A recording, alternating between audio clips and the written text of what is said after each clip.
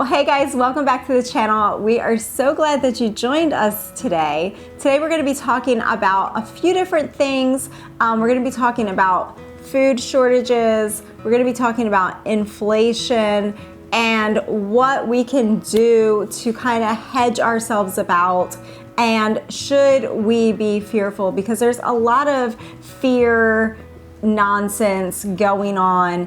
And should we be fearful of those things, inflation and food shortages? So if that interests you, grab a cup of coffee, grab some tea, grab some water, sit back, relax. We're just gonna chat for a little bit.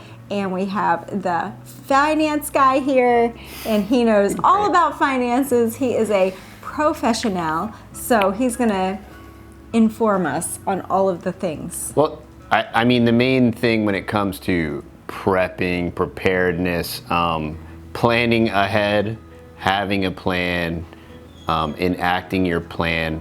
The whole point of all of it, the premise and the precept, what is it? The Survivalist Podcast, Jack Spirko's tagline is, if times get tough, or even if they don't. And I think the whole premise, what is now called preparedness, which what was in the 40s and 50s was called life, Sure. Now we call it prepping, is just doing something that you can actually do.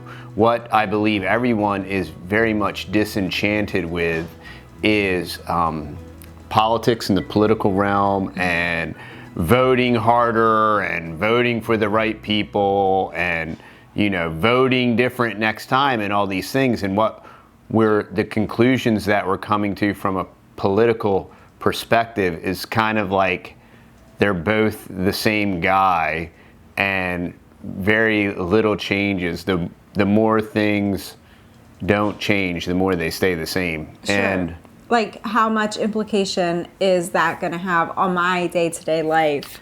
Really, well, exactly. I'm still going to need to grow sweet potatoes. I'm still going to need to have a backyard flock of chickens for eggs and move towards being more sustainable, right? Right, and if you're living this synthetic type of neighborhood kind of life where politics is like overemphasized and so important, and you know, the premise of my life is to kind of, I mean, if you break it down, if you analyze it and break it down, it's entertain yourself, sleep, go back to work, entertain, or for a better use of word would be distract yourself. So it's like distract yourself, go to work, distract yourself, go to work, distract yourself, go to work, weekend, get drunk, distract yourself, go back to work. You know, all part of that distraction is politics. And that's why this 24-hour news cycle, which is a new thing, right? Okay, that's where, now it's called prepping. In the 40s, it was called living. Yes. There wasn't a 24-hour news cycle. We are the first generation with that 24-hour news cycle. Prior to us, there wasn't a 24-hour news cycle. That 24-hour news cycle actually has no news in it, and it's pretty much exclusively propaganda. So this is where all of this stuff kind of goes hand in glove with quote unquote preparing.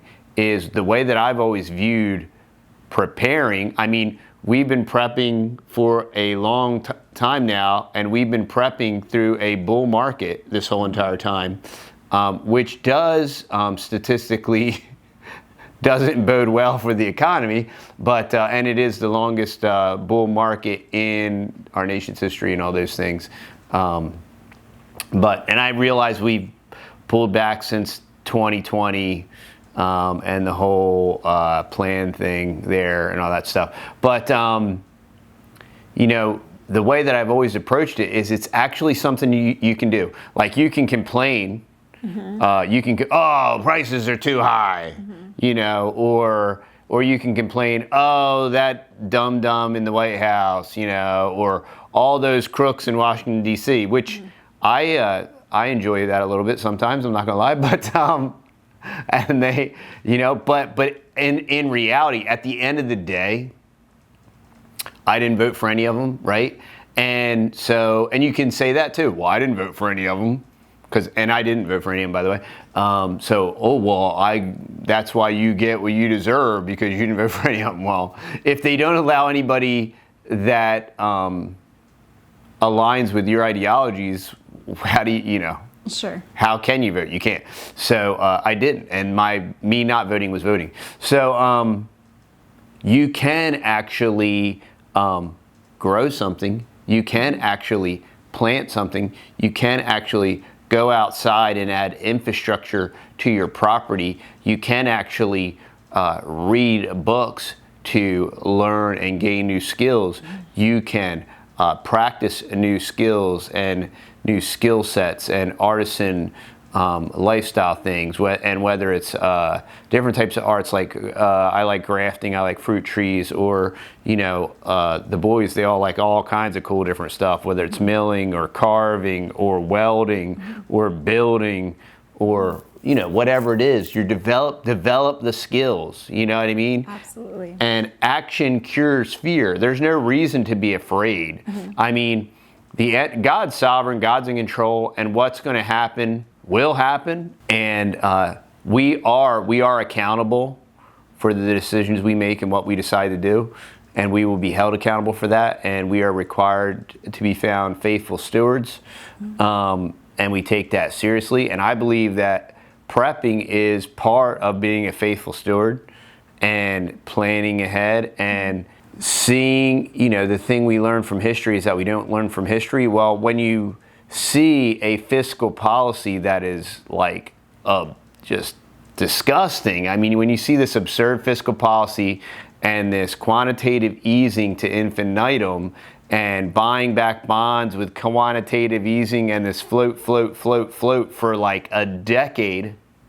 And all I used to point to is, I grew up in the Alan Greenspan era, and he was the king, and he was right after Paul Volcker and all that stuff. And, he was just a genius. And Alan's kept rates too low for too long, right? And the lowest the Fed rate got, I think, was 3%. Well, all these other guys that have come after Alan Greenspan have held the rate at 0 for longer than Alan Greenspan's entire term as the Federal Reserve president. So once again, it just feeds into this whole like government thing and non-elected official stuff that we literally have no control over. Right. And it really doesn't affect our daily life as far as taking the power into your own hands and growing your own food and making those own connections in your own community at your local stores and bringing everything into a local area and putting all your buying power in that local area. And observing the masses and do the opposite. Yes, you know what absolutely. the masses want to clump together. They want to move to neighborhoods, or they want to move to the cities, and they're attracted to the cities because of the high incomes, and then they stack them high and deep, and then they crush the infrastructure. They crush the infrastructure in the supply chain, and then you got all these people locked in high rises in China, and I'm like, well, if you want that to happen to you, then you should move to your New York cities because, Right. And I think a big part of it too is, like you said, studying history, knowing your history, looking back at different generations of people that have gone through some really tough things, some really challenging things. And, read the Old Testament. I was just going to say, read your Bible. Now is a great time to read your Bible, and you're going to learn a lot of different things about trials and challenges and struggles and things that people went through, and you're going to have like a hit you over the head. Yeah, there was godly people that went through captivity, and they served God the whole entire time, and it didn't prevent them from going into captivity. And when God judges a nation, we're all going to get to experience that. I mean, God's going to judge this nation for all the baby murder and all the democide and for all the drop in democracy all around the world and destroying all these countries and all the 90% of the collateral damage of all these bankers and drug wars that we've been doing and the poppy fields and all the stuff. Like, God's going to judge America for that. And I do pray that there's revival. I do pray that people repent and believe the gospel, and they turn their hearts towards God. The likelihood of that, God can do anything. Statistically, it's it's improbable. It's definitely a motivating factor for why we prepare. That's just another motivating factor for why we prepare. And there was always a remnant, but a remnant is a remnant. You know what I mean? A remnant, by definition, is always going to be a small faction or fraction. Straight is the gate, narrow is the way, few there be that find it. And we can have all these labels, and we can say we're this, or we were this Christian country. I don't know if, I mean, I know a lot of Christians were involved in a lot of things, and the Baptists helped, you know, with the Bill of Rights, and there was a lot of good people involved in the Revolutionary War. And but were we ever truly a Christian country? There's a lot of the things that we originally did, and a lot of the things in the Constitution are based upon Christian. There's a lot of Black's Law Dictionary. There's a lot of Christian fundamental foundational things there, and it was heavily influenced by Christian. But now, y'all, look at these people that call themselves Christian, and look what they're heavily influenced by. I mean, this is a different world. Yeah, they were definitely a lot more Christian than most of professing Christians. Yeah, when we today. look at the founding, right? You had a lot of people that weren't Christians, like Benjamin Franklin, right? But Benjamin Franklin was greatly influenced by the Charles Whitfields of the day and Christians of the day. Now, Benjamin Franklin was not a Christian. He certainly spoke more like a Christian than most of the professing Christians today. But so we're in the, it's very much the opposite as it was in the founding, where now, quote unquote, Christians, people that supposedly call themselves Christians and call themselves Christ followers, they literally do whatever they want, and they change when the wind blows, and their clothing changes, and their doctrines changes, and their lifestyle changes, and they still wear the label, they still wear the tag, but it is nothing more than a vain words, a moniker. It's vain words, right? And it's redefined. Yes, absolutely. And that is the struggle, right? The battle is in the words. And we heard somebody this week said, the media is your enemy. The media is your enemy. The school institutions are your enemy, the public school institutions. The government schools. The government schools, the government colleges, they are your enemies. So stop listening to them. All the government colleges are government colleges. Yes. The reason that the schools' tuition went so high is because of all the government subsidy. Right. And the only debt that you cannot bankrupt out is student loan debt, and that makes the tuitions go even higher, and it inoculates these colleges and higher institutions from feeling the financial burden of, you know, and that all goes hand in glove with, well, the government's cool with it because you're going to send your kids to Caesar to be trained by Caesar, and they're going to come out Romans, and they're going to be indoctrinated with all of the new words, the new speak, with critical race theory, everything, all of the things, right? All of the different social engineering things that are going on and taking place in our country right now. They're practicing all of them on our children in the public schools and in the colleges. So and in the media, we are getting blasted by it constantly. If you're on social media, if you turn on a TV, we are getting bombarded with so many things that flies in the face of Christianity. It flies in the face of traditional values and family values. Flies in the face of common sense. Yes. It flies all this and I won't go there. Right. All right. Right. No, let's not talk about it. But this is why we prepare. Right? Yeah, exactly. These are the things. Because all that other stuff is the self-controlled inside job, the self-demolition of Western society, Western culture, the Western nuclear family. This is a controlled demolition, y'all.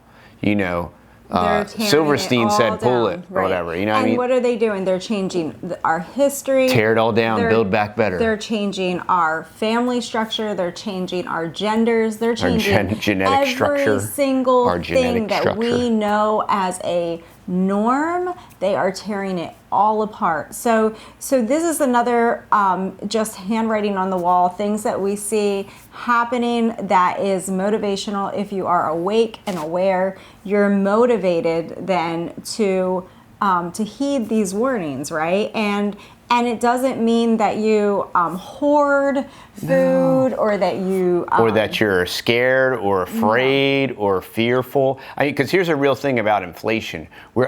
Copper just hit its 2-year low. So what is going to happen is people are going to respond. They're going to be like, oh, the gravy train's running out and Uncle Joe ain't pulling any money in my bank account, so I'm going to finally stop spending or whatever. Well, so prices will drop, you know, and they want gas to be $10 a gallon, but even the price per barrel is starting to come down a little bit, you know, back towards 100, and we're going to not necessarily stay in this hyperinflationary state. You know, the few free market things that are actually left as arbitrage to help naturally level out the market. Some of those factors are going to kick in. We're watching it. You know, we're watching the supply and demand, and there's going to be supply chain things are going to get screwed up, and then some people are just going to say, okay, well, I'm just going to wait. I'm just not going to buy nothing anyway. And then some of even these supply chain things are going to even out. And we're watching, unfortunately, it's all automated, but we're watching production move back to America, and it's not going to really add any jobs, but at least it will bring the products back here. You know, unfortunately, guys like Dennis Bushnell, they're going to tell you that these robots are going to do all this great stuff for us and make all the stuff so that they can pay us a basic universal income. If you do want some interesting something to listen to, you should check out Dennis Bushnell. He's one of the lead NASA guys, and he's been there for 28 years. And if you want to hear somebody talk about some interesting stuff, that if you wanted to be afraid, you should listen to him. Don't be afraid. Don't fear. I can listen to him. I'm not afraid. Don't be afraid. I mean, what I like to do is, and what I've always done for many, many years now, is that I make a list of things that I can grow, make a list of things that you can do. If there was no more grocery store, just think in your mind, if there was no more grocery store, even if it was a temporary situation, what would I need? Okay, I can live without paper towels. I can live without toilet paper. I can live without napkins. I can live without plastic wrap or aluminum foil. Just think of all of the things that you can get rid of and that you can simplify and focus all of that time and attention on things that you can grow, that you can prepare, that you can put away, learn how to can, learn how to bake, make a list of foods that your family eats and see what you can grow. Another really positive benefit, it's going to sound crazy, but we're just going to all have to eat a lot less, and our country could really benefit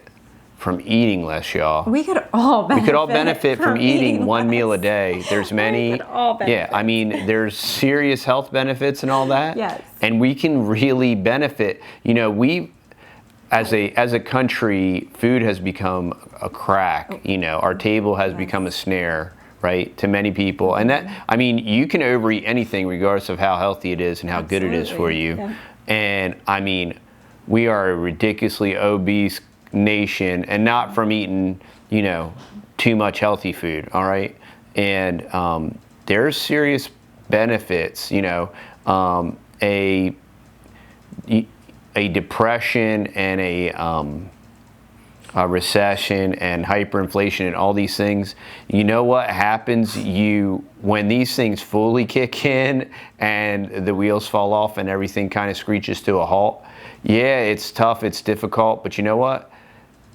What really is important and what really matters kind of all floats to the top. Yes, absolutely. And Sports Center and ESPN and the latest dude that won the women's swimming championship and all that stuff is just like, nah, I'm trying to figure out what I'm going to eat tonight. I really don't care what words Sloppy Joe slurred together on the teleprompter. I think that when the real times come, the real Christians are going to seek the Lord like never before. And we're going to have a dependence on the Lord. And it's just going to be probably a time of revival. Well, we were just talking about, it's not rained here, y'all. And I mean, we have well and we have city water and we irrigate as best we kind of can. Try, 400 trees, y'all. But, you think about when our people didn't have irrigation. And I mean, you were straight up living off of whatever you grew, and you only had the rain. All right. And you can aerosolize metal and whatever and spray it in the clouds and do all that stuff and make it rain. But you're dependent on God, whether you hate him or not. And it's a different time. And as tough and as challenging as that can be, like, when was the last time you prayed for rain? Right. And I mean, we watched a documentary touching on that subject probably about a year ago. We watch a lot of documentaries, guys. We watch a lot of historical documentaries, things that teach real history. We share it with our children because there is power in that, and there's a lot of real education in that. They learn about real people that had real character. And we watch a lot of documentary stuff with some interjected propaganda and bogus junk, and we say, hey, wait a minute, and we stop it, and we pause it, and we say, that is baloney, and here's why. And that's good too. I think it's really good. You teach them discernment. To have all those conversations. But I was thinking of the documentaries that we watched on... Salt. No, the Dust Bowl. Oh, yeah. The Dust Bowl. And if you have not heard of it, if you've never watched any documentaries on the Dust Bowl, look up some documentaries on the Dust Bowl and watch it, and it will bring things into perspective. We've watched some documentaries on World War I, World War II, just different things. And if you think it's really bad right now, watch a documentary about history and watch what people have gone through before us and how they triumphed through that. And it's just, it'll encourage you. It will really encourage you. I agree, Texas mom. So don't be afraid. Fear not. No, fear not. And, and shortages or whatever. I mean, here's the thing. If shortages really come, like real shortages, like real prolonged shortages, you can stock whatever you want. And you ain't going to stock enough of it. You can never. You just can't, and that's why you have to have infrastructure and different things. And that's why I say, really, you're stocking for 6 to 8 months. Because to honestly stock longer than that, like, if you have what Texas Mom does is we're trying to simplify different things and eliminate things that aren't of an absolute necessity.